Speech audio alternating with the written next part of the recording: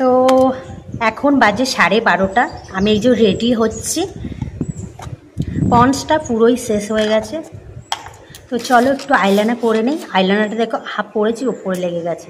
ইস, এই আইলাইনারটা এত বাজে। আর আয়নাটার অবস্থাটা দেখেছো গাইস?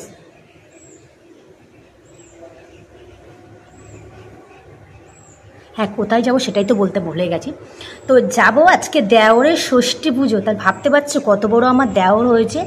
তো খুব এক্সাইট কখন যাব, কেননা যেহেতু দেওরের ষষ্ঠী পুজো বলে কথা।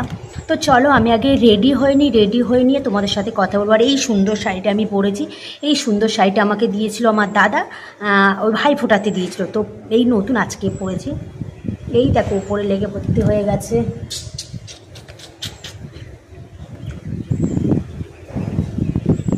মাম্মামের এখনও সাজানো হয়নি, মাম্মাম ঘুমাচ্ছে।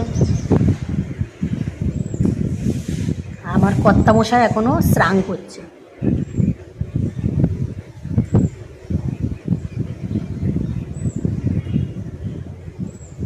আচ্ছা রোদ দিয়েছে বাবা, বাবা গো বাবা।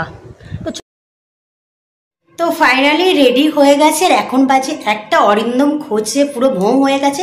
আর যেহেতু বাইরে তো প্রচুর গরম, মাম্মামকে নিয়ে যেতে পারি। দেখো বকাবকি করছে। দরজা তোমার থাকবে না, ধোবো না।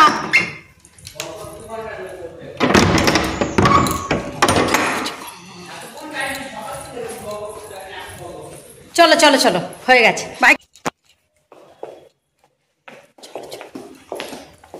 বাবা এই জুতোটা করলে কি গুম গুম করে শব্দ হচ্ছে।